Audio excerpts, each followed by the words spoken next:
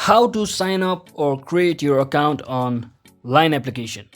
So hello guys, welcome back to my YouTube channel. In this video I'll be showing you how you can easily sign up in your Line application. So first thing first, just make sure you have downloaded and installed this Line application on your device. So once you click on the application, you will be seeing this interface where you can see the two options, login and sign up. So simply click on sign up since we are creating an account from scratch, and just enter your region, country region, and you just have to click on continue with Google and simply choose any one of your Gmail. And once you choose any of one of your Gmail, simply enter your name just like this. And after this you just have to create your password by following all of this on-screen instruction.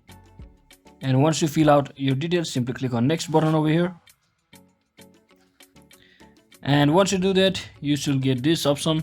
You can simply open your settings to allow notifications, and once you do that, you will have successfully logged into your Line application. So hope this video was helpful guys. If it was, don't forget to like and subscribe to the channel. See you on the next one.